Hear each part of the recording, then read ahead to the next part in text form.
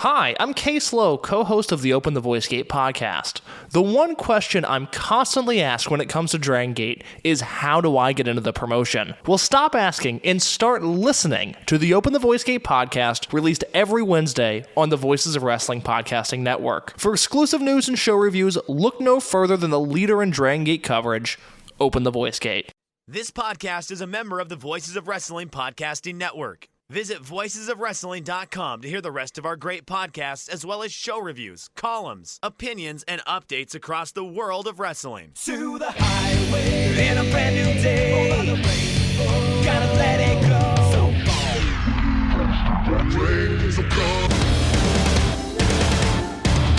fast to finger down. Stars tonight together. You have me on the stage.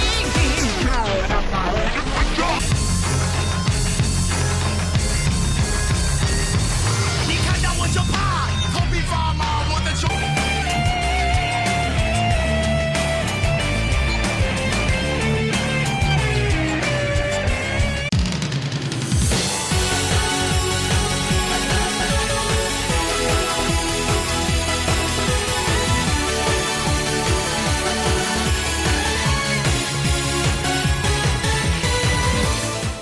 Welcome back to Open the Voice Gate for January 12th, 2024. We are members of the Voices of Wrestling Podcast Network. You can find us on the Voices of Wrestling Podcast Network feed or on our own dedicated Open the Voice Gate feed on all podcast platforms and applications. You can follow us on Twitter X at Open Voice Gate. If you'd like to donate to the show, you click the notes, the link in the show notes. It'll take you to our redcircle.com landing site. You click the red box to sponsor this podcast. You can set up a one-time or reoccurring donation. No obligation whatsoever, but we would like to thank all of our previous donors. I am one of your hosts. It's your old pal, Mike Spears, joined alongside, as always, my co-host, Case Lowe, and we were talking right before we got on air here. We are in the middle of the winter apocalypse, at least through the swath of, what would you call, like, our Central America, basically? Not Central America. Central America is different. It's like, it's not Great Plains, it's not Midwest, but it is a snowpocalypse basically happening from Chicago on down through Texas.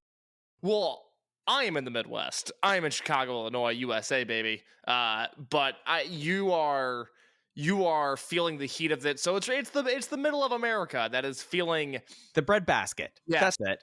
Well, you know, we're blue-collar people. We roll up our sleeves just like everybody else, and right now we're getting pelted with winter weather in a way where I am suddenly envious of the coastal elitists, at least on the West Coast, who do not have to deal with this.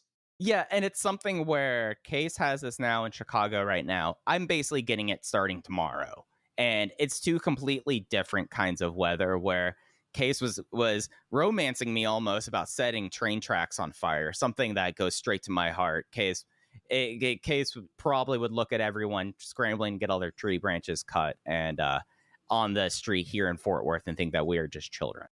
Yeah, no, I know you guys aren't. You guys don't have the infrastructure for any bit of winter weather, none let alone whatsoever. something big. Yeah. But no, I mean, here in Chicago, I don't want to say it's business as usual because today specifically the weather was pretty bad, but there's been worse and it's going to get worse. You know, right now I was explaining to Mike, there was a lot of snow on the ground right now, but it's about 36 degrees. So the snow is slowly starting to melt away. The problem is that 36 hours from now, the temperature is going to go from 36 to 0. And so whatever's left is just going to freeze over. And that is going to be a problem. So I'm not looking forward to that. Luckily, it is NFL wildcard weekend. The Los Angeles Rams, of course, have a big Sunday night ahead of them. I expect to be gloating and hooting and hollering during that entire game, with all due respect to the Detroit Lions, especially Steve Case and the rest of their fan base. Congratulations, guys, on making the playoffs, but I think Matthew Stafford's going to come home and take care of some business. So that is the weather. That is the NFL. And let's get into it early, Mike. Let's talk some Dragongate.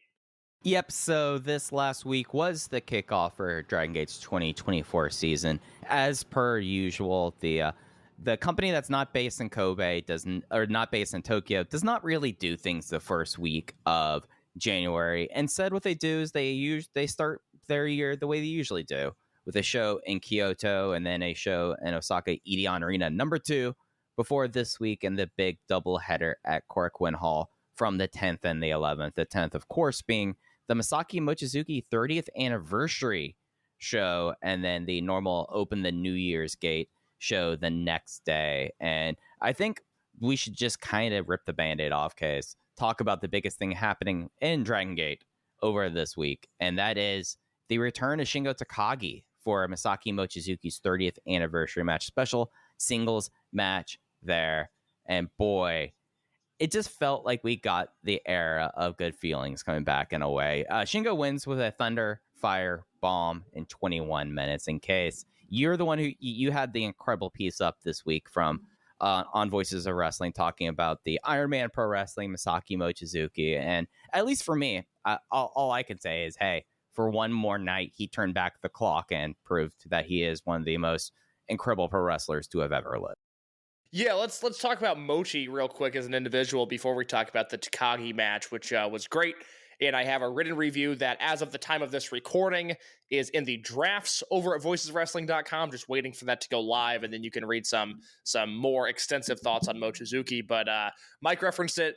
The article is live on voiceswrestling.com. Iron Man, 30 years of Masaaki Mochizuki. It's got quotes from Mike Spears. It's got quotes from Alan Farrell, Chris Zellner, Dragongate J, Ho Ho Loon, and I think that is everybody. I apologize if I'm forgetting one other person. But I thought you had Jason on that list too. I did not talk to Jason for this one. I thought you had. I thought you talked to Jason. Anyway, No, I talked to Jason for the Masato Yoshino piece I did 2 years ago pretty extensively, and then I'll leave the anecdote I was gonna say out of this. Thank you to Jason for helping me with the project last year. But look, writing about Masaaki Mochizuki's career, I knew this was something that I wanted to do for quite a bit of time. I will say it's one of the more challenging things I've ever written, perhaps the most challenging, because with Masato Yoshino retiring, or even like the anniversary of Genki Horiguchi last year when I wrote extensively about that, there's a certain level of sexiness to it and a certain level of narrative that is just built into what you're talking about. And the crazy thing about Mochizuki celebrating 30 years in wrestling is that there's not a ton of difference between Mochizuki 10 years deep and 20 years deep and now 30 years deep in trying to figure out how to say something else other than, God, this guy was great in 2001 and 2005 and 2011 and all these times. It was a very challenging piece. And then you also have to summarize 30 years of pro wrestling in there. So for me, it was exciting to revisit some of the WAR stuff that I hadn't watched in years and years and years. And even the first time I had seen some of that stuff, I had liked Mochizuki, but I didn't have the relationship with him that I do now. And then you've got stuff like early Toryumon. I watched a lot of early Toryumon. We were kind of talking about that 2 weeks ago. And I don't remember if I brought this match up on the podcast when we talked about Toryumon, but if I could give you, Mike, and the listeners a recommendation of a match to either go back and watch if you've seen it before, or one that people have maybe never seen before, it is Shima versus Mochizuki from December of 2001, their hair versus hair match. Do you have any memories of that? Oh, I still think it is Shima's probably best match of his career. Interesting. It is something that I've gone back and forth about Shima's best singles match. It is a Mochizuki match, one way or the other. It's which December match you want to choose, I feel like. But I feel like the hair versus hair match, especially in 2001, and especially now with the 23 years of hindsight, we kind of take a step back and really, like, after the hair versus hair match, you get babyface Masaaki Mochizuki, and that's basically the completed form that we've seen some evolutions of since 2001. But I feel like that the complete wrestler comes together in the after effects. He turns babyface, leads him to K, tries to he proclaims his evil ways are behind him. But I feel like that match, even though that's already 2 years into the history of the Dragon system, really changes the era before T2P does, before Toryumon X does, just because it's the pinnacles, it's the cornerstones of Toryumon Japan kind of having an about face there. I think that's a very strong and wise way to say that, because there's interesting stuff there, and that it's certainly the end of one chapter and the beginning of another, because for anybody that hasn't seen it that wants to watch it, all you really have to know is M2K forms in 2000, and they make Crazy Max baby faces because M2K is so hated, and Crazy Max was was a weird love-hate thing where they were the top stars, but they were also the heels, and M2K really allowed Crazy Max to just lean into the popularity that they had, and it really benefited Dragongate. That was something that I talked to Jay about a little bit, and that I thought he made really insightful points on, is like, look, think about Michinoku Pro, right? We only reference Kaientai DX versus the Michinoku Sekigun. That is the only thing that they were able to get real mileage out of. And through the first year of Toryumon, it's Crazy Max versus the Toryumon guys. It's the the Toryumon army. And Right. Yeah, absolutely. Without M2K coming into play and hitting a home run the way that they did, we don't know what happens. Maybe, maybe it's just a promotion that has a hot period or two, and then they trickle away just like Michinoku Pro did. And it's not like Osaka Pro had tremendous long-term success at the box office. M2K is really, I think, what makes Toryumon a sustainable product. And so if you've never watched Shima versus Mochi, the hair match, which it's on the Dragongate network, the whole show is its own upload in the Toryumon section because it's Shima versus Mochi in the main event. The opening match is Super Shisa's TV debut, which I cannot recommend enough. It is awesome, and the rest of that show is pretty fun. But Mochizuki, 2001 is the first year that he is a world-class, like, top-of-the-line wrestler. Probably from about 97 onwards, I would say he's great. But 2001 is the first real tried-and-true Mochizuki year. And Shima's Shima, especially in 2001. So you have just the two biggest stars in the company going at it in a hair match. That's really the only thing you need to know. You don't need to be bogged down by storylines or builds and all these tag matches. Just go in with that awareness of it. The thing that struck me watching this match back, and it's one that I had seen, at least twice, maybe even 3 times before, because it's a very important match, is it is a complete and utter sideshow, spectacle, car crash, whatever you want to do. Look, it's not exactly a King's Road main event. There's a million things going on. Ultimo gets involved, M2K gets involved, Crazy Max gets involved. It is pure chaos, but you see Mochizuki in that environment, and he is so good in that match. And then obviously, like you referenced, the fallout is he turns face. You get Mochizuki contra Mochizuki 2 months after that, and then, we're off to the races from there. The rest of his career is its own different animal. But my big takeaway from writing about Mochizuki's career and writing about it in depth and really looking at the original M2K, and then his first Dreamgate run, and then his tag team with Don Fuji, and then his second Dreamgate run, and then that mid-2010 point of his career where he had time after time the best match in Dragongate of the year. There's a 5-year run there where he's the guy. Is I don't think Mochizuki has gotten the credit for being as versatile as he is. We all think of Masaaki Mochizuki, hard slaps, hard kicks, brainbuster, Iron Man. I don't think we give him credit for being able to do comedy, for being able to have the young boy beatdown match, for being able to have the Ultimo Dragon run-in, car crash, Attitude Era done right, debacle style of matches. We obviously know he's capable of just having classic great 4.5 star, 4 3/4 star, 5-star matches. Mochizuki can do it all, and I think just because of the presentation of Dragongate and the lack of distinctive gimmick matches, it doesn't necessarily sink in with people that, hey, this guy can do it all. And that was one of my really big takeaways from that.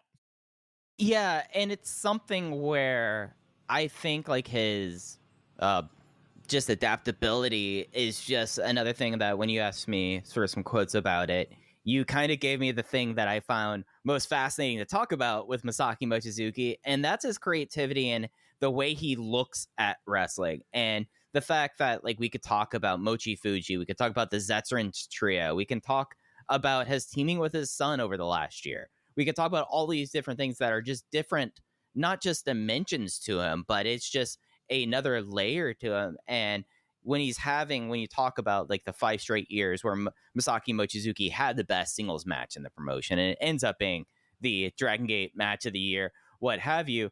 More often than not, they are very completely different style matches than each other. Like, we talk about the Susumu title defense he made, where it was a full-on King's Road style conflict, and then you contrast that with KZ's stomach match, and you just start to have a richer appreciation for like what the overall greater world of pro wrestling is, and how someone can be I think, a proverbial genius and be able to look at wrestling in such a different way and actually look at wrestling. And when I say like a wrestling genius, I know that there's like a tendency of thinking outside the box as being a genius. And there's aspects of that. But I think when you look at someone and the way that they look at wrestling, it's very much like Bryan Danielson-esque in the way that Masaaki Mochizuki has a different kind of mindset towards wrestling and is maybe functioning about wrestling at a completely different, higher plane than any of us, and has done so for the greater part of the last 30 years. Yeah, that 5-year stretch is 2014, him versus Masato Yoshino, which was Mochizuki's 20th anniversary match. 2015 is obviously Mochizuki versus Shingo. 2016 is that unit disbands match with Dia Hearts and Monster Express and Berserk. 2017 is him versus Susumu Yokosuka in a Dreamgate match at Gate of Destiny. And then 2018 is him versus KZ in Korkauen. And all of those matches represent a different thing. You know, the performances might be equally great, but the Yoshino match has a different meaning than the Takagi match. That is way different than the multi-man match, which is presented way different than the Susumu match. And you're the one who wrote the review in real time for the KZ match, and you're the one that has rightfully so sung its praises. I'm not even sure that's my favorite Mochizuki match of 2018, because the Ben-K match from Champion Gate is the one that I really latch on to. The deep water match, as I like to think of it. Yeah. I mean, God bless him. Ben-K gets assaulted in that match. I mean, it is violent, and it's what Ben needed at the time, and Ben was able to get through that, and then obviously a year later. And the way that they used Mochizuki building up to that was genius. Mochizuki gets run over by Ben-K in 3 minutes. He lays out the challenge, and then he comes in and goes, 17 minutes against Ben-K in the title defense at Champion Gate, and he takes him in the deep water and sees if he's able to hold his breath, basically. Completely. It is a very special run of matches there. Not a lot of guys, can say that they had 5 years in a row of top 10 matches in the world, which I would say Mochizuki did during that time period.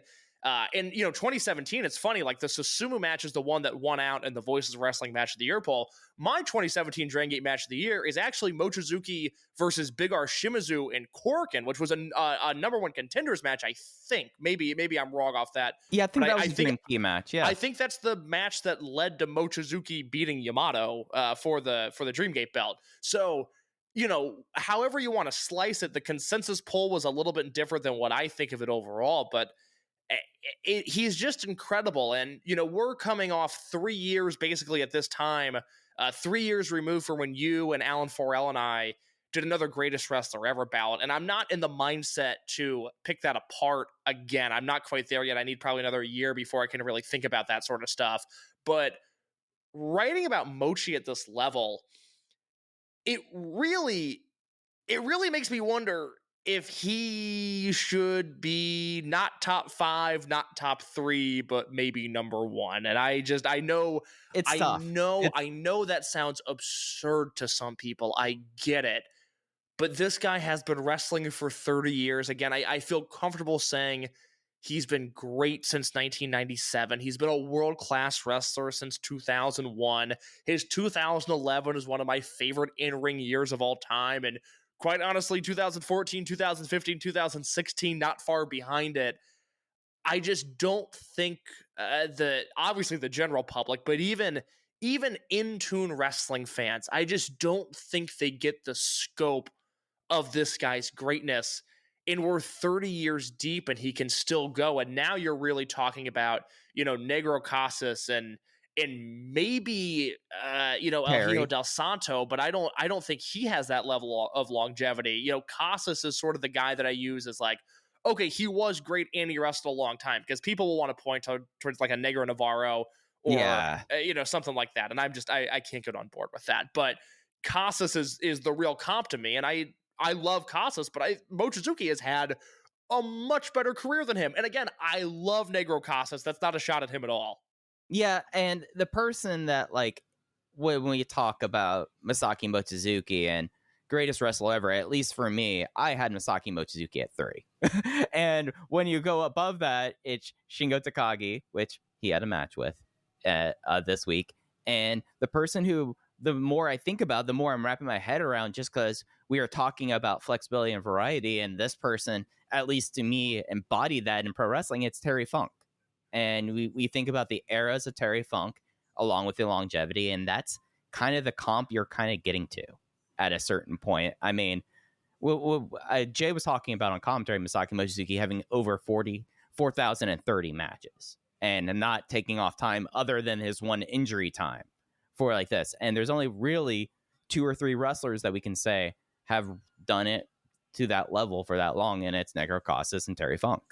Yeah, I find the work that he does to be so compelling, and it really made me fall back in love with him, especially watching 01, 02, 03 Mochizuki. And then, we were talking extensively over the last few weeks about some of the work that he did in 2011 with Hulk and Tozawa and even Cyber Kong and Kanda. And, I hadn't watched that stuff in many, many years, and it was every bit as good, if not better than I remember for the most part. So I can't sing his praises enough. And the next time that I feel like sitting down and plotting out, Hansen and Tenryu and Kobashi and Takagi and Mochizuki and, Bryan Danielson probably has to be back in that conversation, even if I think a decade of him as Daniel Bryan makes him ineligible for the number 1 spot. These guys all now are to me on the same plane as Mochizuki. I find him to be otherworldly. And so I know it's a very long read, the Iron Man article that I wrote, but I would encourage people only for the fact that I've loaded the thing up with hyperlinks. So if you want to watch hyped Mochizuki matches, especially if you have a Dragongate Network account, it's super easy. I put links in there to a bunch of stuff. So go knock yourself out and go read that. And I think, Mike, I'm ready to talk about Mochizuki versus Takagi version 2024. That's right. The 10th all-time singles match between Masaaki Mochizuki and Shingo Takagi. Shingo got the win with the Fire Thun Power Bomb. Interesting match, I would say.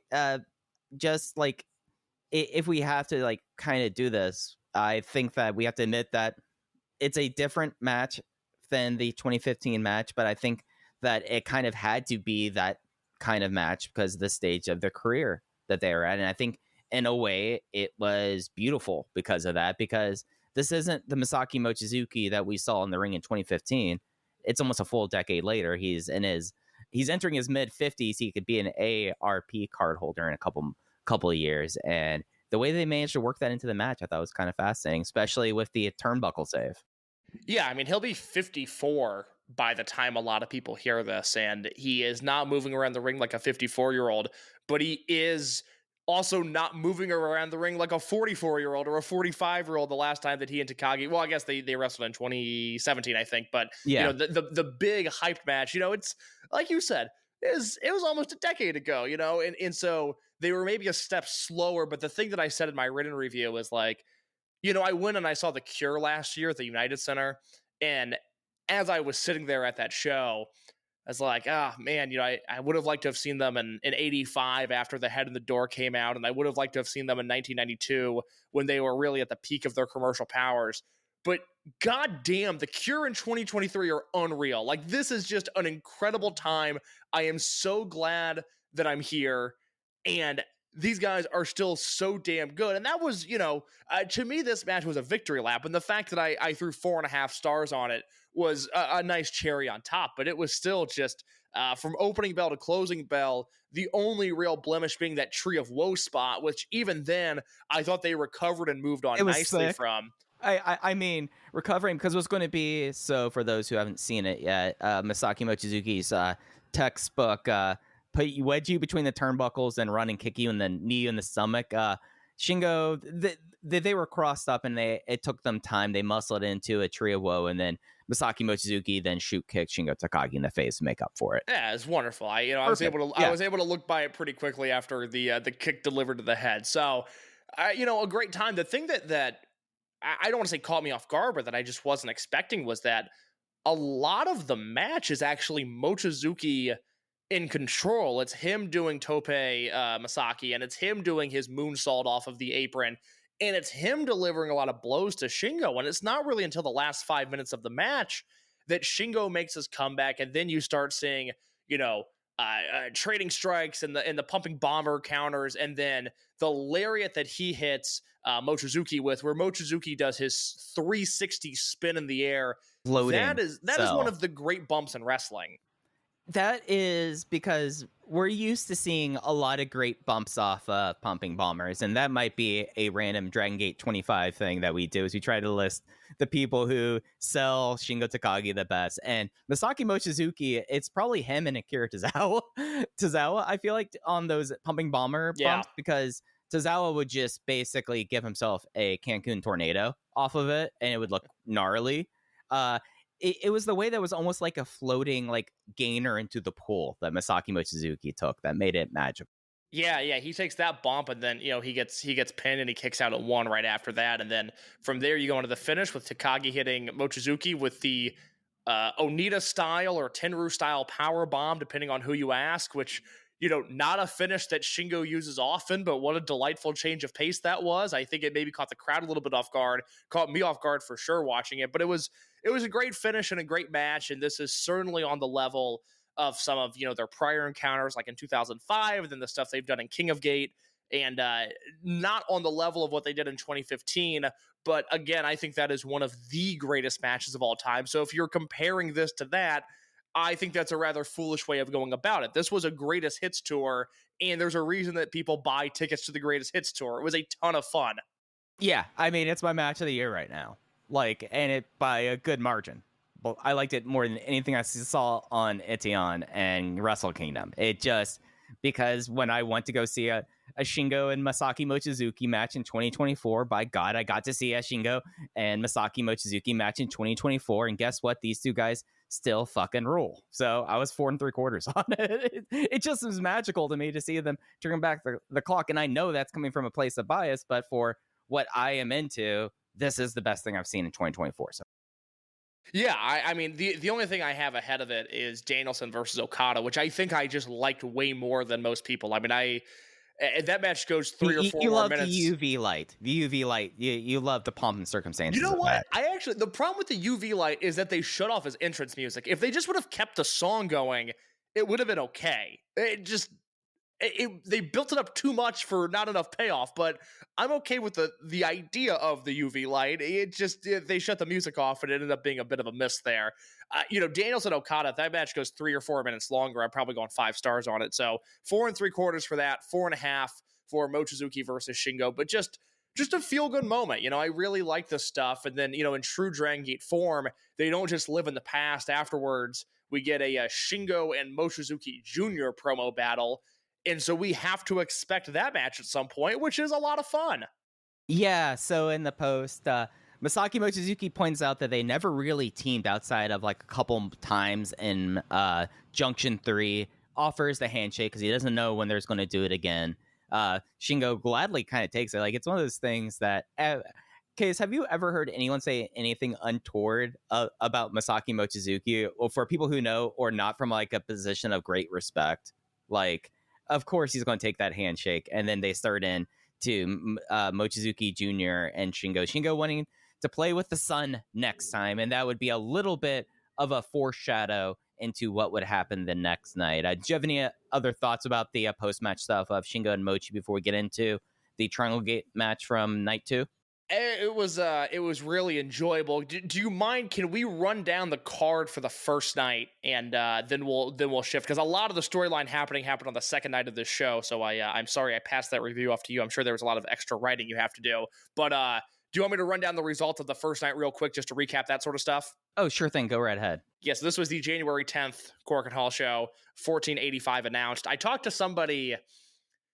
I guess this would have been a week ago. It was a week out from that show, so not the 10th, but the 3rd. And I was asking them, I was like, hey, can you check on ticket sales for me? I'm a little surprised that this didn't have an advanced sellout like Nakajima versus Miyahara did when Noah ran it in July, because that's kind of what I expected when this match was announced. And at the time, it was a show that the person who has attended numerous shows at Korkauen Hall over the years, they were like, oh, this doesn't have a very good advance at all, and their theory was, yeah, that first week of wrestling in Tokyo was just so strong that people are burnt out, and this is a show that's going to be entirely dependent on the walk-up, and I think that turned out to be true, and it did look like about 1,400 there. The next night, I know they announced just a little over 1,000. Not sure if they hit that mark. It looked a little dire, dire, but it looked a little spotty at times. I'll say that. Dire's too strong, but looked a little spotty at times. Nevertheless, the January 10th show, Hyo and Luis Mante over Kagetora and Ryoya Tanaka in the opener. Big Boss Shimizu and Jacky Funky Kamei over the original tag team, Susumu Mochizuki and Yasushi Kanda in match number 2. Lingerie Muto and Don Fuji went to a double countout in 8 minutes and 10 seconds. And then the crowd cheered so loud that Lingerie Muto was able to retain the Open the Owari Gate Championship. Gianni Valletta and Kai defeated Punch Tamanaga and Ultimo Dragon. We'll do our Gianni Valletta discussion a little bit later. 10-man tag team match. The Old Guard, BB Hulk, Dragon Kid, KZ, Naruki Doi, and Yamato. They defeated the Reiwa generation guys of Kakuta, Benkei, Minoru, Strong Machine J, and their contemporary Dragon Dia. We had a 6-man tag team match. Ishin, Shun Skywalker, Yoshiki Kato. They won by DQ against Agan Isu, Shuji Kondo, Takuya Sugawara, and Toru Owashi. I want to start there and move backwards. Mike, what did you think of Z-Brats versus Agan Isu? It is something where it went brawling to cheating versus cheating. And at that point, I was just like, all right, we're just going to get to where this match is going to get thrown out by some fashion. And I just kind of checked out a little bit. But I know that a lot of that was built off of how Z-Brats has been treating everything so far this calendar year. I was okay with it, I think. Like, I ended up being about 2.5 on it. Yeah, I'm a quarter star lower, but I feel far more negative than you do, because I thought this was a really novel concept, especially on a show like this, where you're not relying on this to be any sort of box office smash. This wasn't the main event of this show. I thought it was a pretty novel idea to do Z-Brats versus Agan Isu, the current heel unit versus one of the legendary heel units, and guys other than Kondo that aren't around for the most part anymore. And, the match up until the finish, it's not like it was anything special. But to me, a match like this, you have two options, right? You either have Z-Brats win, you put over the youth. I would have liked to have seen Kato pin Sugawara, or, Skywalker pin Owashi just to keep Skywalker strong. I thought that would have been a wise option. You also, and I'll use Shuji Kondo here as the specific pinfall getter because he's the guy that will have a future in Dragongate. You could have had Kondo win by roll-up on Ishin or on Kato, and I think it would have been clever to have Agan Isu, sort of remind people like, hey, we've been doing this a lot longer than these guys. We know a few more tricks. And instead, they went with this DQ finish, and it was really one of the rare times where I thought Dragongate didn't read the room at all. And I thought this was a major swing and a miss, because the stuff with the weapons with Ishin and Owashi and Kato and Sugawara, it wasn't over. It didn't get any sort of big reaction. And then the finish was not only flat, but it was just dumb. And again, it was just like, Dragongate, to me, they don't often swing and miss to this level, but this was bases loaded, being way early on a changeup, just completely not reading the thing that was ahead of them. And this went from being what I thought was a really cool concept to a really, really bad miss. And it's something where, so the Triangle Gate champions, Shun Skywalker, not Shun Skywalker, but Ishin, Yoshiki Kato, and Kai, they have a fight card. At least if we talk about the 10th, they have potentially 2 defenses lined up next to them. So they're 2 out of the 3 guys, actually all 3 of the heels in the match that are going to be around here really can't lose, because you're not going to start building up like another Triangle Gate contender at this point, because you already had the convoluted thing that's like, all right, Natural Vibe has had next of M3K versus Z-Brat. So it is something where, like, going heel versus heel, I think, looked a lot better on paper than it did in reality, because you would basically, unless you were going to feed Takuya Sugawara to Yoshiki Kato, which is something I'm all for, by the way. Okay, it's like if you just let him just get blood falls just into the mat, into a puddle, I'd be okay with that. But that's kind of like, you kind of have to fuck finish to get your way out of it, and that's what happens. We have heel versus heel, and you can't really have finishes happen. So you have a very flat and disaffected match when in like on paper, again, like the idea there is not bad. It's just the situations dictates that this was not the time to do that kind of match.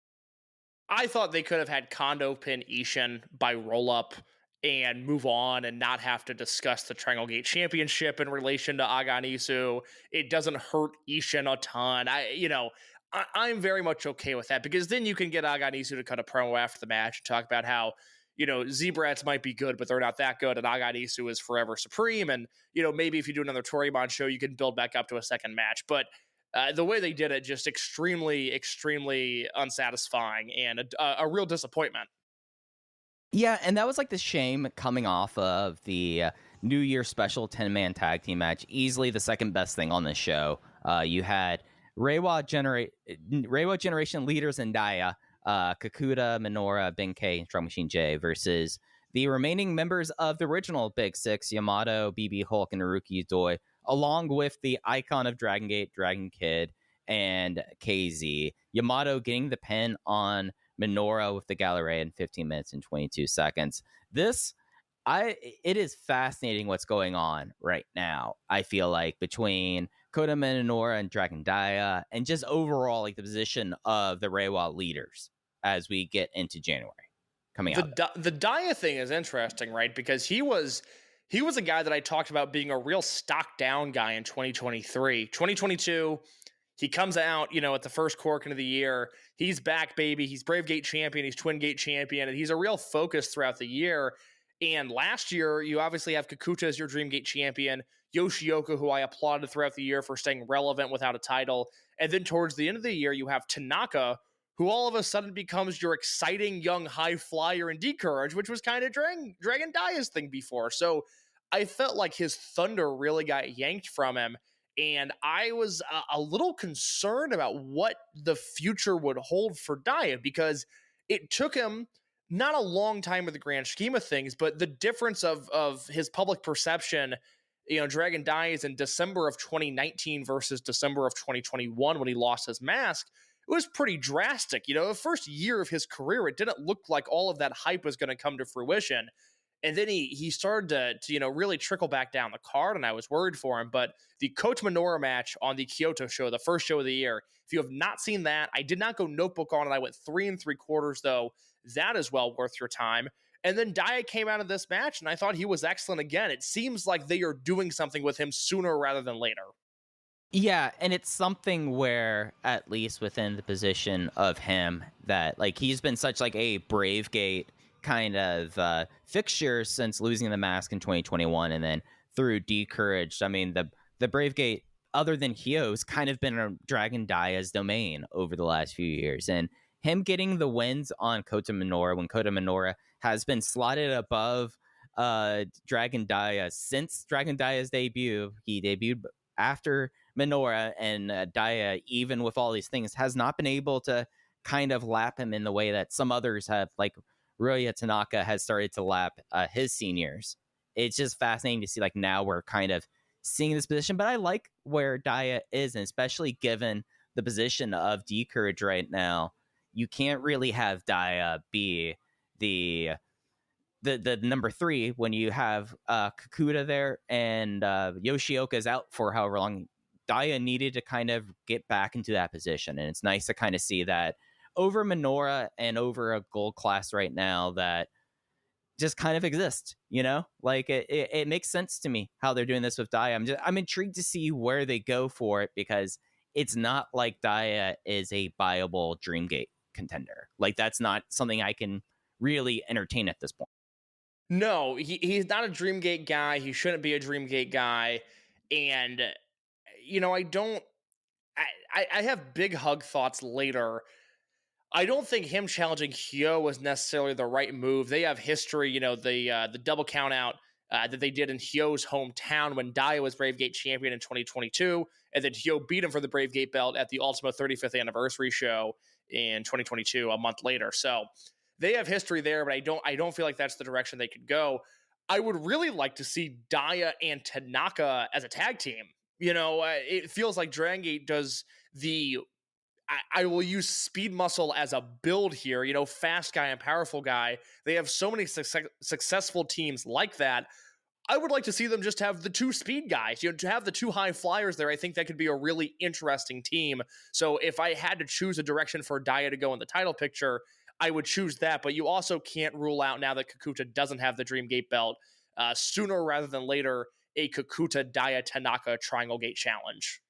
Yeah, and it's something with Daya especially that I look at like the speed and speed kind of tag team, and even though there was the very short Dragon Kid and Eita team that really was more about Yave and Lucha, and then immediately goes into that endless feud there, you're kind of going to like PK1 to think of a team like that. Yeah, Shima and Dragon Kid, yeah, because the Dragon Kid Eita thing, I mean, I know they won a Summer Adventure Tag League, but that never felt like it was a real powerhouse team. Even if they were pushed hard. So they won Summer Adventure Tag League 2016. Eito felt like he was pushed way harder as a singles wrestler than in his actual team with Dragon Kid that entire year. Yeah, because that was the year that he was in Best of the Super Junior or Super J-Cup against Tiger. And he had the King of Gate matches with Tozawa and Susumu, and I can't even think of them. Like, I don't know who they beat in the finals. I got to look that up real quick because now I'm so curious about what they would have done in Summer Adventure Tag League 2016. So I'm curious now. It's an over generation segment, so we have to take a brief detour here. Yeah. I'm gonna get. It wasn't Osaka Zenroku at that time. It was it Susumu and Kagetora they beat. That's a great question. The finals, no. Okay, I'll give you a hint. So they beat Susumu and Kagetora in the semis. They beat a Berserk team in the finals. Yamadoi? It's not Yamadoi. This was the problem, is that by this point, Yamato had turned. And is this Doi and T-Hawk? No, this is Doi and Yashi. Oh. And that was like... Yeah. Those matches were never... I remember Doi and Yashi wrestled Susumu and Kagetora on a pay-per-view. I guess it must have been Dangerous Gate 2016. And it was like, oh, God. It wasn't... it wasn't atrocious. Like, it wasn't offensive. But we were coming off of Yamadoi, and for that to be Doi's next partner was such a bummer. Yeah, no, it just kind of stank. Like, there's a reason why they killed off tag leagues until this year, or until last year. No kidding. So I was 4 flat on the 10-man tag. Where did you end up on that? I was 4 flat as well. Okay. It was trending in the right direction anyways, but then you have this final with Yamato and Minoura. And, Yamato's 1 year sort of take himself out of the battlefield is over now, because after High End ended at the January Korkauen show, he said, I'm going to take a year and not be in a unit, and then we'll see where we are. And I'm certainly not advocating for a greater Yamato push, but I am all for him pestering Kota Minoura for the next 6 months. And I really hope that's what we see. Yeah, because if the next night is any indication, it's not exactly 365. All right, we're going right ahead. He was still teaming with Punch Tominaga the next night. And it's the odd thing with the way the generations are. Like, he's his peer. It's him and KZ.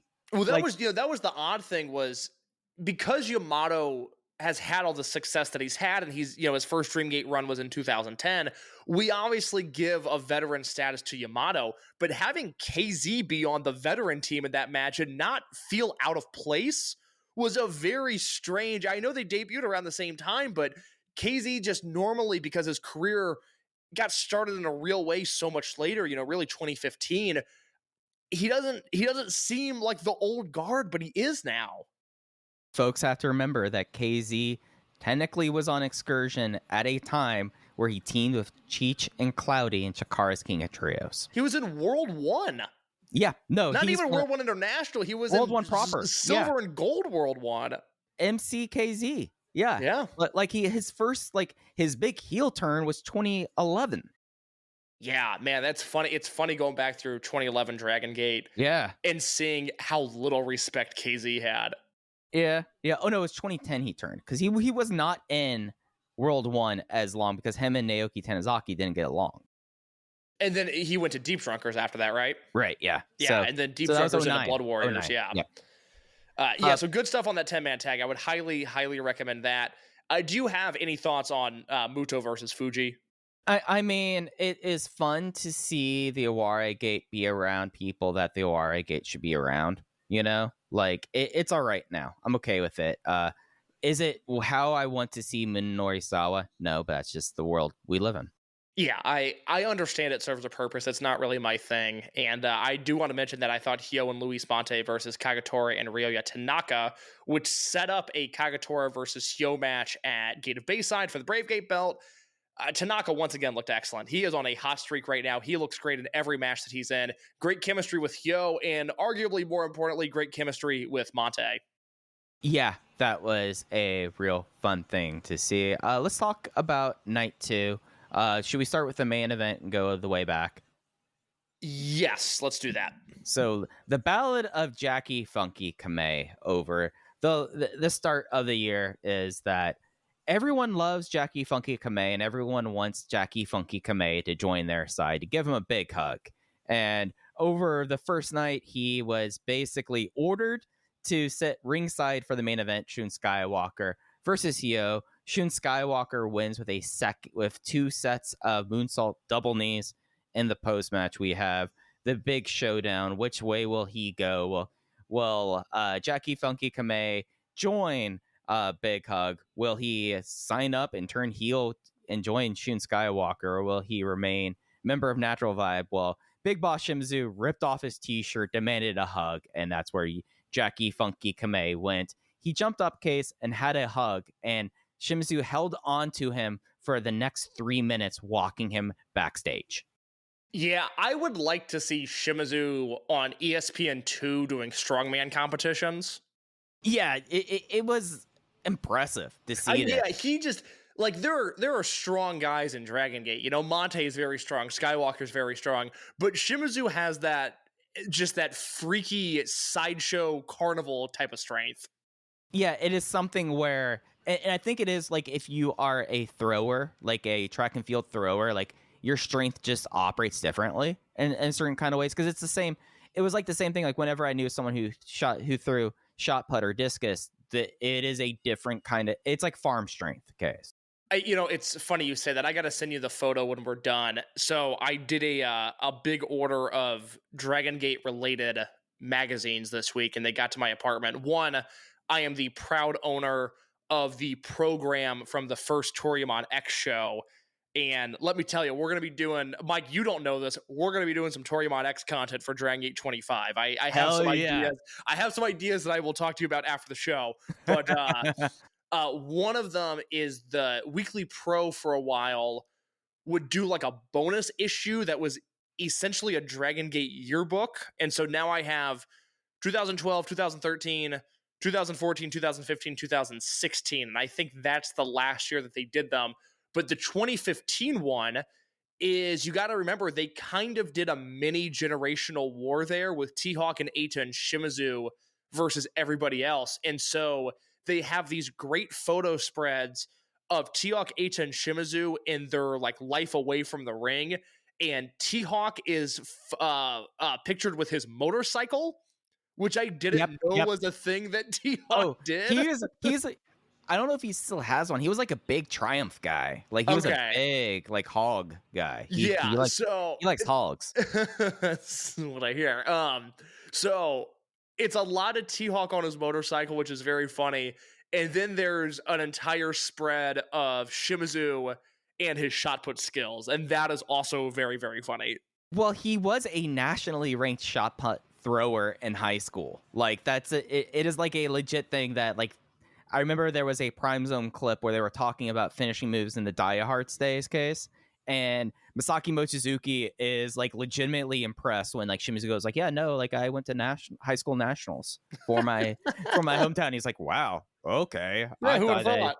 I thought you just threw shot put in high school. I didn't know you're actually good at the Yeah, no, that's good stuff right there. So Shimizu is a bit of a freak when it comes to his strength. Jacky Funky Kamei, I love the idea of the angle that everybody wants him. Now, I will say, very reminiscent of what they did just 2 years ago with Jason Lee, and I don't know if that's a good or a bad thing that they're essentially just running that angle back.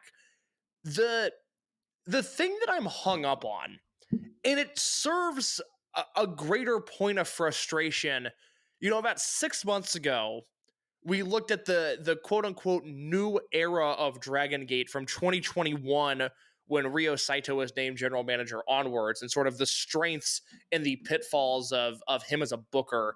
And my big complaint is look, I think he gets cute with the Open the Dreamgate Championship, and I think it hinders the growth of the company. And Luis Monte, who granted had strong support as Diamante in Z-Brats, but still has not been a babyface for that long when you consider the time that he took off. You've now got Monte in a situation where he's wrestling Kamei in match 5 and then is involved in this main event angle that is centered around Kamei, even though the main event was Skywalker versus Hyo, which I want to talk about that match a little bit more. And Monte is stomping on Kamei's head, and he's beating down a guy much smaller than him, and Kamei is doing comeback spots against him. And it's like, wait a minute, they've positioned their heroic Mexican champion as one of two options. Either one, a bully because he's beating up Kamei, or two, a poor sport because he's pouting when Kamei doesn't want to team with him.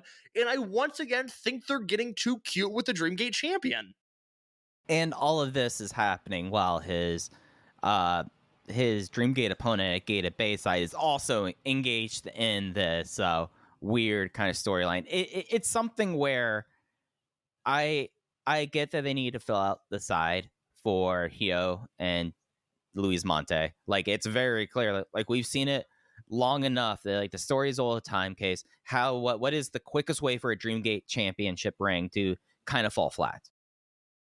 There's a few different ways you can go with that. I don't want to say the wrong thing, so you go.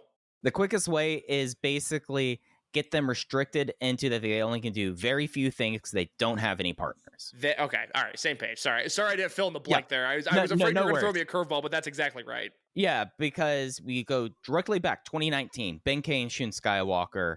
You were able to play it off with Shun having to take every single fall in that tag team, but the thing is that you forced yourself into Shun having to take every single fall in that tag team because you only had those two together and they were unaligned other than that. So it makes sense why there should be some intrigue with Big Hug.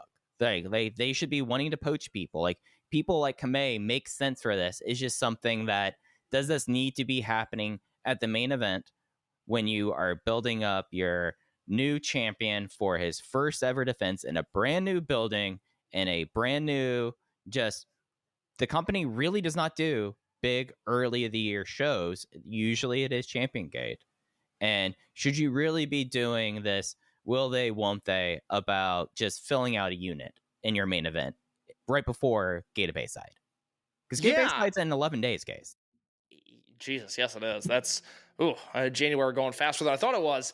It's another one of these things. Like, yeah, this you have a built-in story with Skywalker and Monte that feels like it could be more and more heated the more fuel you throw on that fire. And instead, they're taking this detour with Kamei. And on one hand, the story they're telling is interesting. I said last month, I really didn't know what direction they were going to go.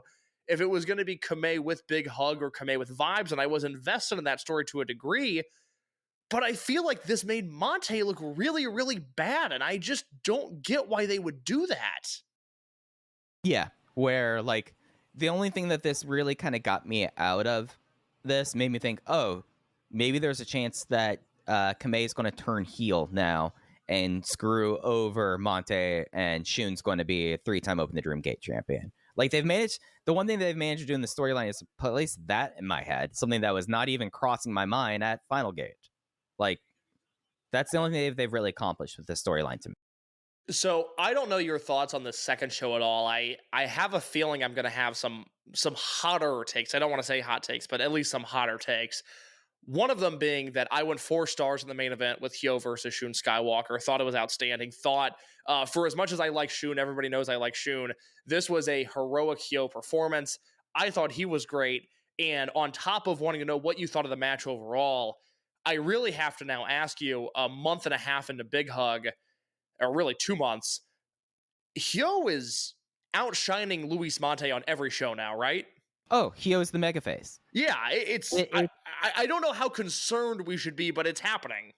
I think that we have to be fair and recognize that in this company and in this promotion, Luis Mante was always going to kind of lag behind just because of fluency.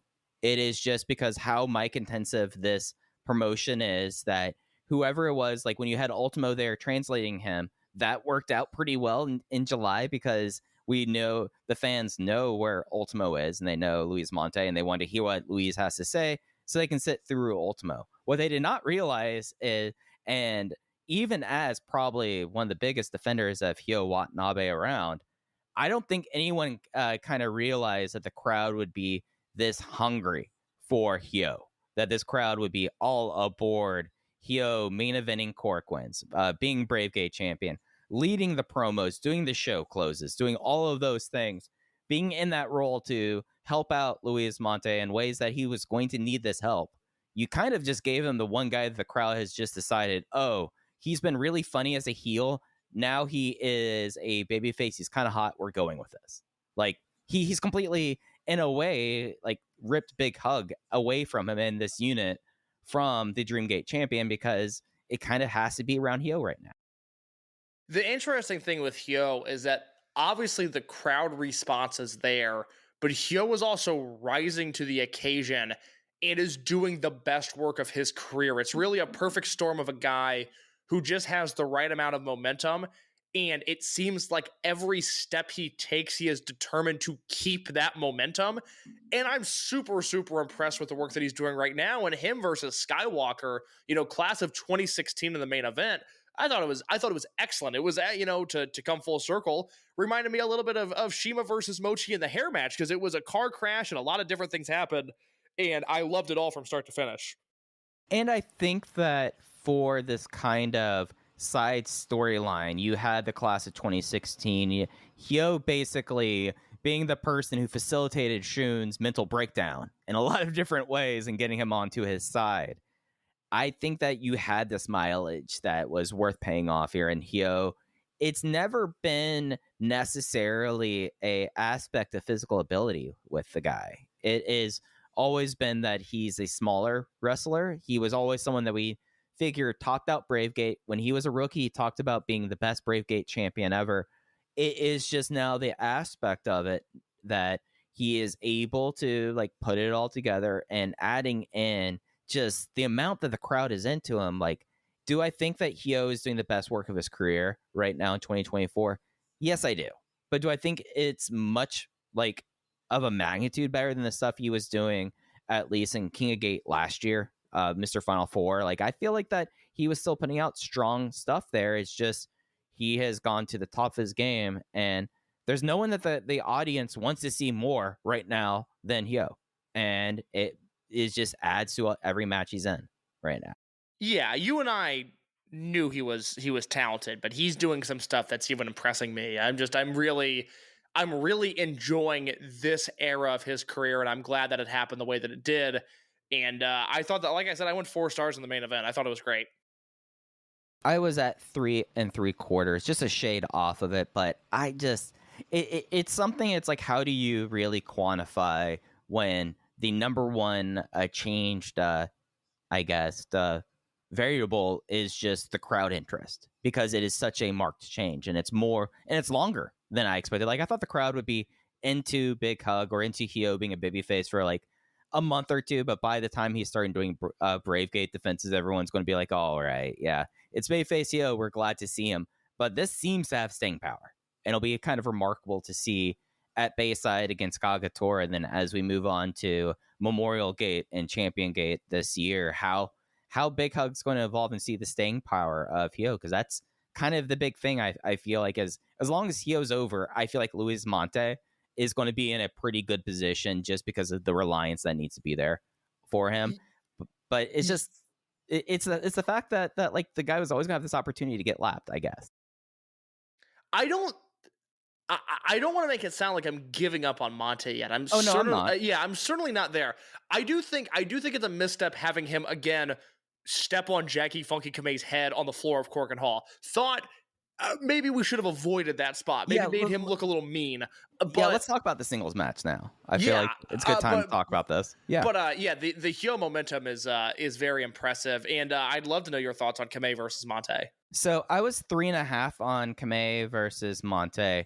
I think we did see that like there's a big question in my head whenever like I see especially Jacky Funky Kamei where he is right now and coming off of 18 months where this guy has really just rocket shipped himself. And I kind of came into this match wondering like, okay, Luis Monte is the person that he seems like he has his best chemistry with, but I don't know if this is like the best Jacky Funky Kamei singles match, to be honest. Like the moments were great. The gross tombstone pile driver that went into the closing stretch, the way that they played off of like the big hug into like Jackie Knife and then the Vuelta finale was all great and hit all the notes there. But I liked Shun versus Hyo a good bit more than it.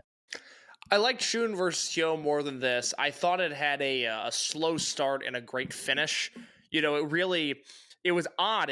For two guys that have such great chemistry, arguably the best in the company, it started a little not shaky, but just like, it's just a match, just two guys kind of going out there and doing things. By the end, it felt like we were watching a genuine Monte versus Kamei performance, and I was into it.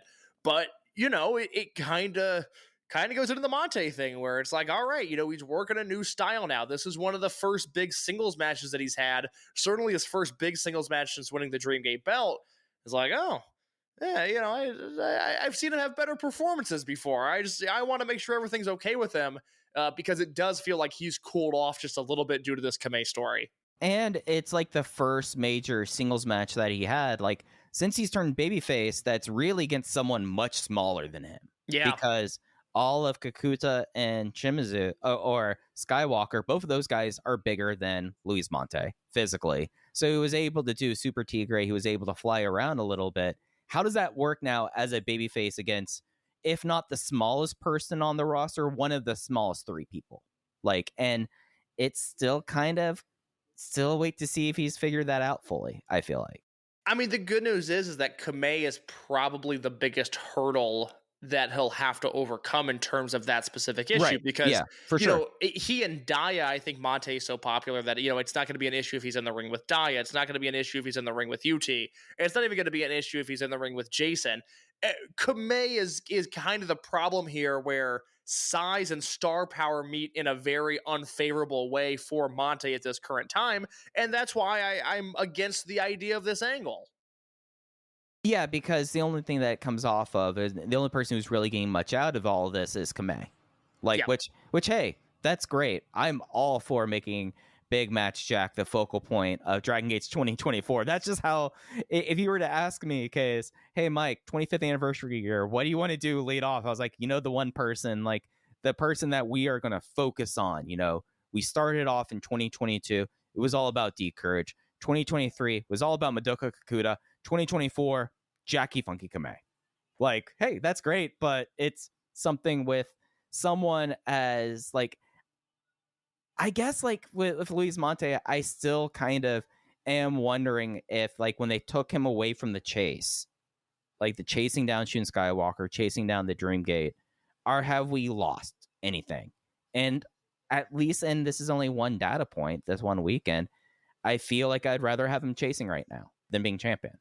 Look, it doesn't matter how successful this run of Monte with the Dreamgate belt is, or any run of Monte with the Dreamgate belt is, for the rest of his career, I'm going to be irked that he won the belt at Final Gate. I think it was a bad decision in the moment, and I think it's one that could age really poorly. And it's not that he doesn't deserve the title. It's not that he's not over enough for the title. It's that there was so much left in this chase, and I for the life of me just can't figure out why, if you're going to do the title change, why you don't put the belt on Skywalker. And then, Mike, think of the level of intrigue we'd have. Even if he doesn't win, he doesn't need to win. But if it's Skywalker versus Monte at Gate of Bayside, and Monte's the challenger, all of a sudden this Kamei stuff doesn't matter as much because, oh my God, we've got Monte challenging for the Dreamgate belt. And instead, he's one of the rare guys in history now that won the Dreamgate belt in his first challenge, and it was in a stupid three-way match. Yeah, that's why I mean, roll back the audio from right after Final Gate. I thought they still had mileage for this storyline, not just for Gate at Bayside case. I think that they could have strung this still out, like do the full Royal Road, bring King of Gates back to May. You could have just basically handed Luis Monte the Dreamgate title at Kobe World this year from Shun Skywalker, and I think that you had the mileage there that wouldn't have gotten to be toe tappy or looking at the watch at any point in time.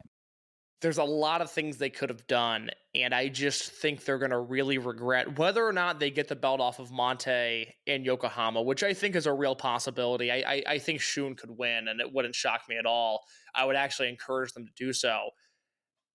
It's just going to be a problem where, Joe Lanza used to say this a lot when he was talking about, I think the specific one he referenced was the first time Sasha Banks won the women's title on the main roster was, you only get that pop once. You only get your first world title pop once, and it's a moment. And my big issue, 24 hours removed from Final Gate, 48 hours removed from Final Gate, I think 72 is when we finally recorded the podcast, was, hey, if Monte wins, that's fine. But he didn't even, you should have had him pin Skywalker. It would have been more interesting had Kakuta been bounced first, and then you have Monte and Skywalker in the finals, because then, Shun could at least have the out of, hey, it was a three-way match. He's got to beat me one-on-one. They didn't even have that. It was Monte winning the Dreamgate belt against Madoka Kakuta. And with all due respect to both those guys, that's not a story that I was invested in, am invested in, or probably will ever be invested in. No, I'm entirely with you there. Well, we were talking about title belts, okay? So let's talk about the one other Dragon Gate title match that we had over this doubleheader. Open the Triangle Gate Championship match. Z-Brats making their first successful defense, Kai, Ishin, and Yoshiki Kato. Kai gets the pin on Yasushi Kanda, M3K, Masaaki Mochizuki, Sumo Mochizuki, and Kanda with the authorized Ganosuke clutch in 12 minutes and 23 seconds. Z-Brats advances, defends the belt, and they will take on Strong Machine J, Yokohama native, KZ, and Big Boss Shimizu, and the Yokohama versus Yokohama. It's almost a derby between Natural Vibes and Z-Brats at Gate of Bayside. So this is my other, I don't know if this is a hot take or not, but I certainly feel the need to bring it up.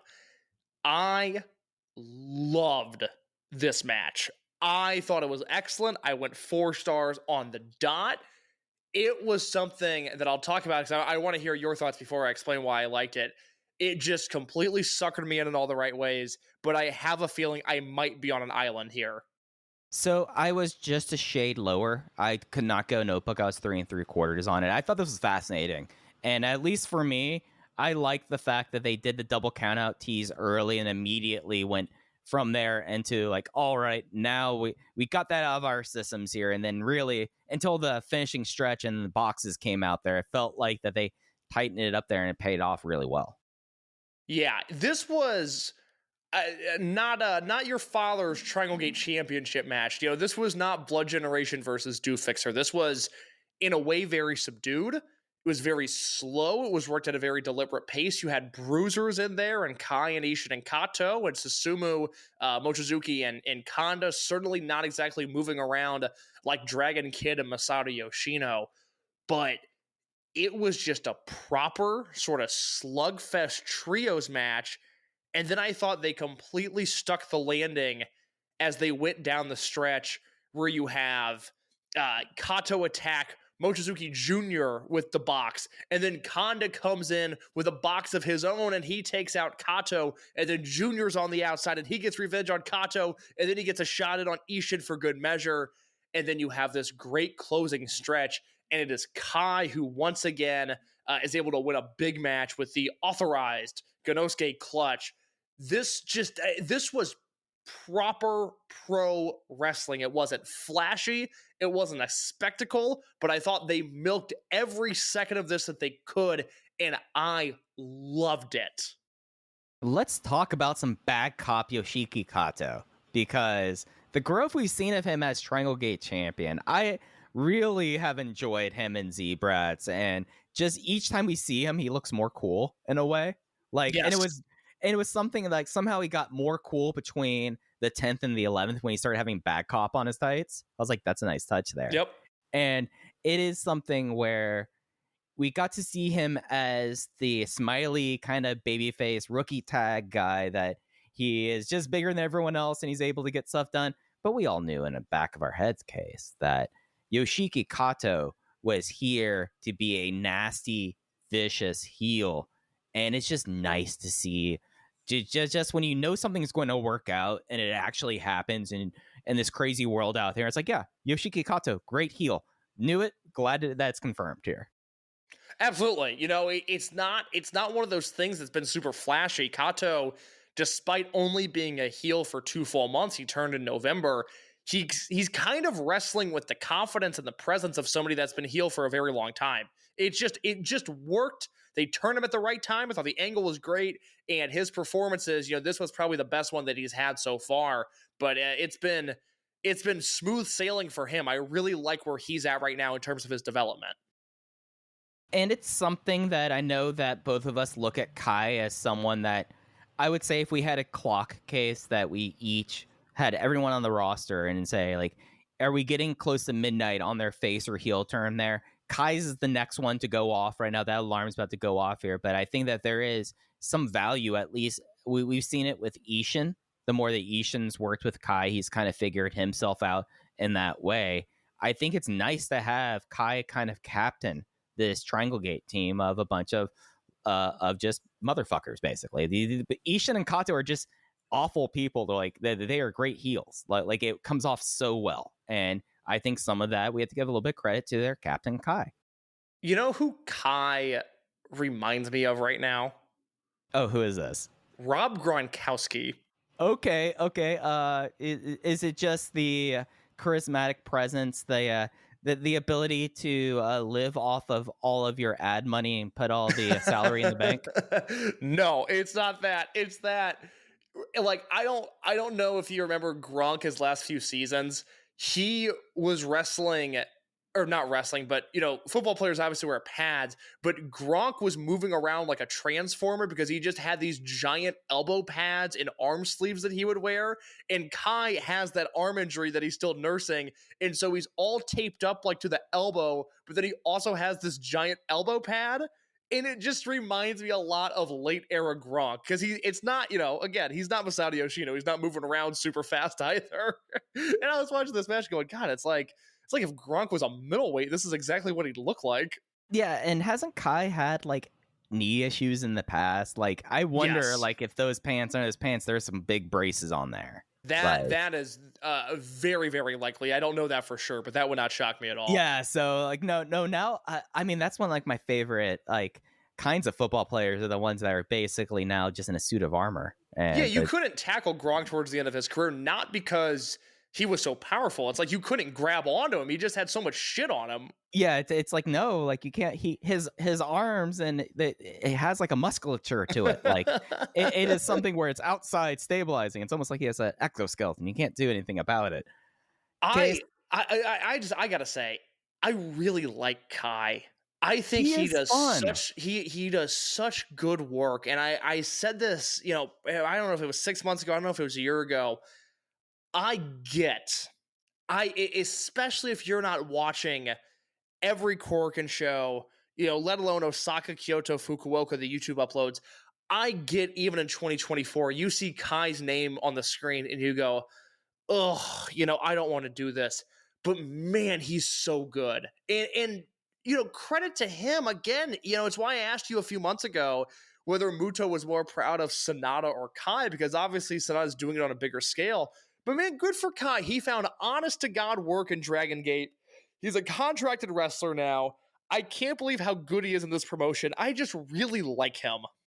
And it's something where, like, I totally understand if you're someone who mainly followed him through Muto, like, up until he left Wrestle 1, makes entirely, like, why you might want to write someone off. Like, given the career he had up to that point, but he's someone that really has taken the bull by the horns. And I think, like, his role, like, yes, he's probably ready to turn face again at a certain point, but he's such a good captain of these heels. And that's for the champions. Zebrats, they will go on to Gate of Bayside to face Natural Vibes. That was not it for the defeated challengers M3K in the post match. Everyone grabs a microphone. First is Masaaki Mochizuki. He states that he is moving on from his overprotective sports dad character. And part of that is when he handed the microphone over to Mochizuki Jr. Mochizuki Jr. announced that he will be returning at Gate of Bayside. And at Gate of Bayside, there will be the final match of... Are they breaking up at Gate of Bayside, or is it 2-7? They are breaking up at the Korkauen show. The Gate of Bayside is officially the Mochizuki Jr. return match. Okay, so at Gate of Bayside, it will be the Mochizuki return match, and then at the Korkauen, that is February 7th, M3K will disband, and upon disbandment, Mochizuki Jr. will be going on a 3-month European excursion. He'll be based out of British Kingdom Pro Wrestling, and he's already been announced for WXW out-of-tournament contest for him at the 16 karat gold. Oh, is he not in the tournament? I thought it said non-tournament. Oh, that sucks. That's a bummer. Okay. Yeah, I thought it was. But Mochizuki Jr. going on excursion, it's going to be late February for 3 months. That probably gets him out until that first June Korkauen, I would. Yeah, I would think dead or alive at the absolute earliest, but probably that June Korkauen is more like it. So the Gate of Bayside match, it's M3K versus Ultimo, Yamato, Hulk, and Doi. And then that Korkauen match is Mochizuki and Mochizuki, as in the father and the son, versus Susumu and Kanda. I knew this, but I forgot about this, that Memorial Gate this year is in between. It's early. It's February 4th, so it's a week after Bayside and before that Korkauen show. That is... It's in the back of my head. I was like, yeah, I know that they're moving around that, but I did not realize that it's before that Korkauen. That show is going to draw like 300 fans. They're going to do the coldest Triangle Gate match ever on that show. They better do a Wakayama Winners Tornado match. Yeah, I guess that was a fun gimmick. I wish they did that still. Call up Larry Dallas and get that format back. Yeah, I'm sure Larry will get right on that. Sure. Well, actually, you know what? You DM Larry Dallas, he will get back to you. That man is a hustler. He knows when there's a business opportunity there. So actually, he would be the one to do that. Look, we'll do a larger M3K eulogy in February, but yeah, this unit coming to an end is it's both sad, and I also think it's a big victory lap for me, because everybody wanted this unit to last 6 months, to break up, to get Junior on his own little path. And I repeatedly said when they formed, I said, this unit has legs to it. And I thought those legs were just the father and the son tag team. I didn't expect Susumu and Kanda to have the year that they had last year, which was just the cherry on top. But this unit, I mean, when you think about it, Masaaki Mochizuki is the one who got the least out of it. And during this time, you know, he has the Shingo match, if you want to count that. And he has the Yuki Yoshioka Dreamgate challenge. And he has the feud versus Ishin and Ishin Riki, you know, the father. So Masaaki Mochizuki got a lot out of it, but it helped get Junior's career off to a good start.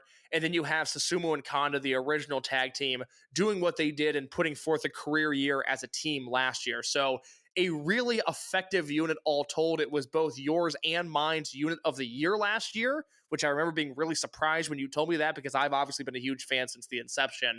But this now is certainly going to create a hole in Dragongate. I mean, you could argue that Junior is hurt enough that his absence won't be felt a ton. But man, this company just feels better when Junior's around. So having him gone for 3 months is going to hurt a little bit. And it is something where he goes, and what do you really have for the original M2K left to do?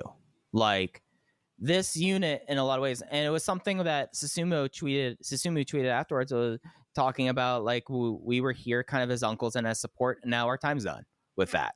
And I don't know necessarily, like, with Masaaki Mochizuki, he's at this point that he can do whatever he kind of wants, and he will go unaligned because that's kind of what Masaaki Mochizuki does. But I don't know what you really go to now with a Yasushi Kanda who is coming off his career year, and a Susumu Mochizuki who has been at the mountaintop so many times. And this was kind of seen as like the transition out of the front line. And that will be the interesting thing to kind of see over these months. I wonder how much of this is with, when we talk about how the injuries with Mochizuki Jr., like, it was a 2-year long unit case, but do you think this unit would have been this long if Mochizuki Jr. was healthy? Like, I think this might have been an 18-month, 1-year unit that just kind of got strung along because, sadly, at this point of his career, Mochizuki Jr. Got hurt a bunch. I don't know, because I actually, I understand why they're ending things now, and if it means an elevated presence for Junior when he comes back, I'm all for it. But I always felt like they had a lot more that they could do. The fact that we never got Susumu and Kanda defending the titles, the Twin Gate belts against the father and son team, I always felt like that was a miss. And I feel like, no, let's say Junior, all told, I don't know what he's missed 4 months all told, maybe 5 months. They could have filled longer. That. I feel like it was like 6 months. I mean, he's been out since last fall.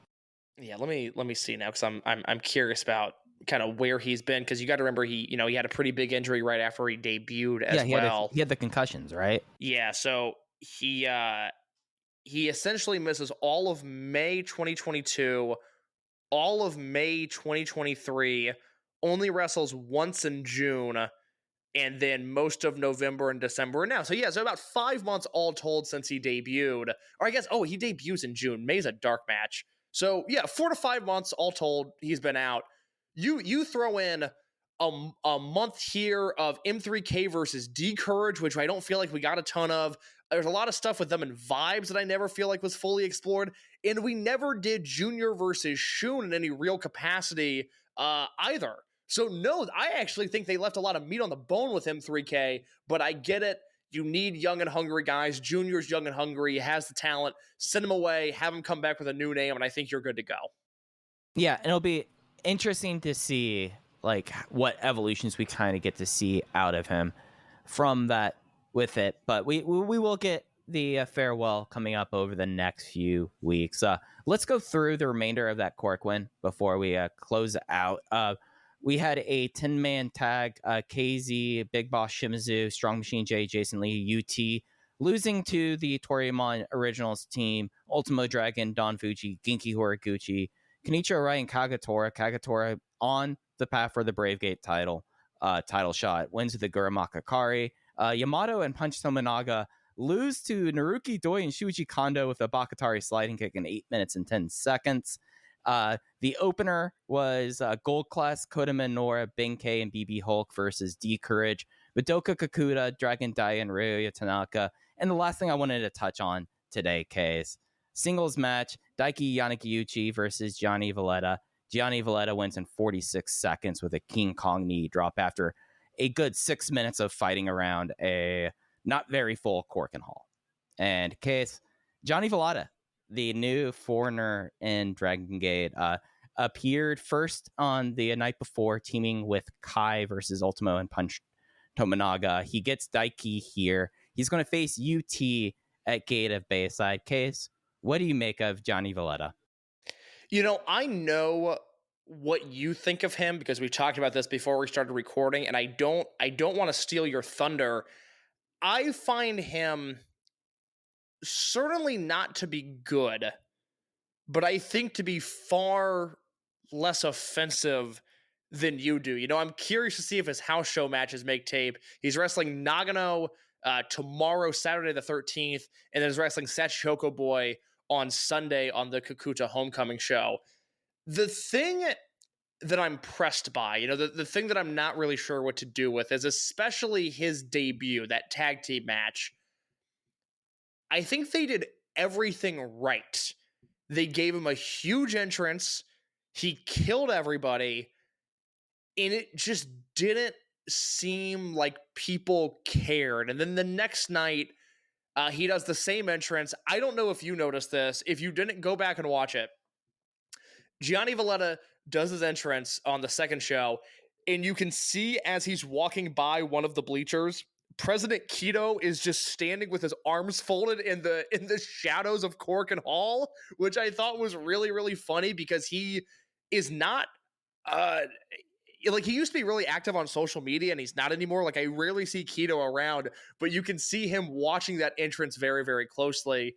And then they do, a sub 1 minute match with he and Daiki. I have a really hard time analyzing any bit of his skill because what we saw was essentially two glorified angles, and I can't knock them for trying because I thought the execution of the angles was strong.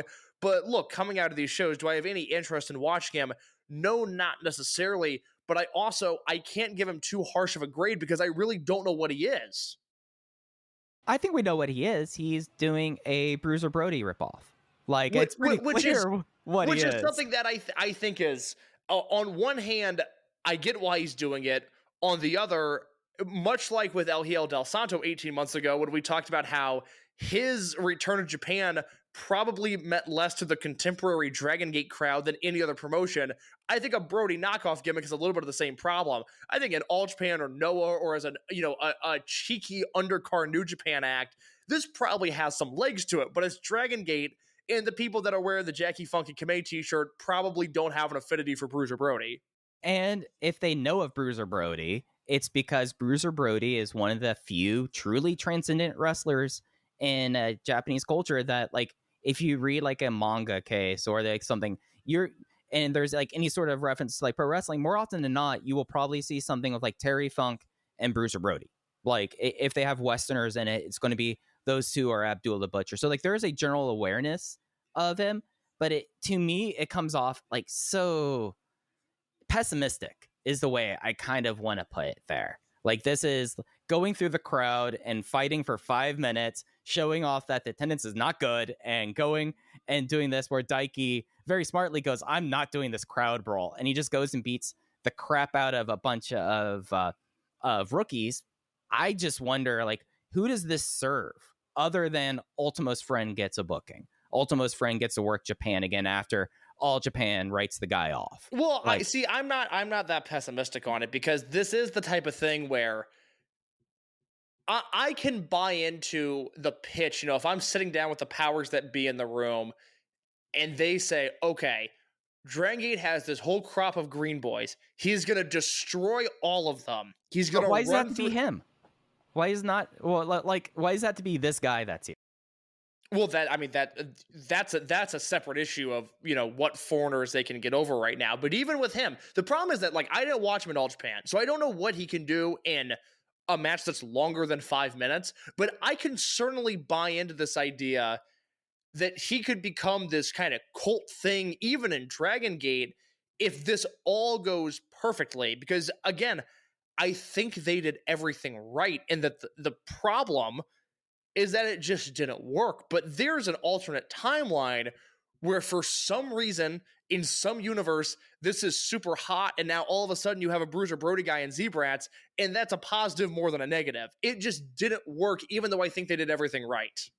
I mean, they did this kind of before with Brody Lee, but it worked. Like, but they didn't like feed, I guess at that time, Eita and T-Hawk to him for this. Like, I just like, you have this amount of time to build up your guys. You have so many issues of ring time and getting guys ring time. Like, that was one of the big things about people retiring and leaving the company, is like, that's fine because next up. Well, what's the purpose of it if your next up is getting eaten up in 5 minutes in front of Tokyo Korkauen Hall? This is Daiki's home venue. Okay, this is the place where the guy worked as a part-timer. and they decide like, okay, we're going to do this there. Like, it's not just like that this miss is that this was the decision to be made. Like, yeah, there's discussion about what foreigners can come over to Dragongate and whatnot. And is Johnny Valletta the worst foreigner to ever appear in Dragongate? No, not by a long shot. He's not good. This character is not very good. From what I can tell, it just comes off as pessimistic to me. And it comes off as a waste of everyone's time because I don't watch Dragongate to see a Bruiser Brody ripoff character. And it's very clear that neither does the roster. And instead of doing something that over that 5 or 6 minutes that could have helped Daiki Yanagiuchi, you kind of just sent him to the slaughter. He gets basically hip attacked, run over, splashed, a really rough looking claw slam, and then a bad looking knee drop. And it doesn't serve anyone other than Johnny Valletta looks good. But is Johnny Valletta going to be here in a year? Is Johnny Valletta going to be here in a month? I don't know. Just seems like a waste. The knee drop is bad, which is a shame because I thought he did a good Iron Claw chokeslam on Punch the night before, then kind of killed the finish with the knee. Look, I'm not bothered by the Daiki thing because he'll do a Tope Suicida next month and all will be forgotten. It's not, I don't look at that as any sort of long-term issue. I can understand wanting to take a chance with this because I think it was high ceiling, low floor, and there's no middle ground on something like this. It was either absolutely going to work or it wasn't going to work at all. And unless something really turns around at Bayside, which I don't expect for it to, it's going to be one of those things that's not going to work at all. But I also didn't find it to be offensive. That's fair. It's just something that for me, it's not like, yeah, Daiki's going to come back. He'll do a Tope Suicida and be fine. I just, like, this is 5 minutes of ring time that you could have used for something else. It's again, and I'll repeat myself here, just because I thought it was so interesting, I think they did everything right and no one cared. And very rarely do I feel like that happens in this promotion, but I have no notes on the way they presented him. I thought the entrance in a way was kind of cool, but it's way less cool when no one's reacting to it, and thus his fate was sealed.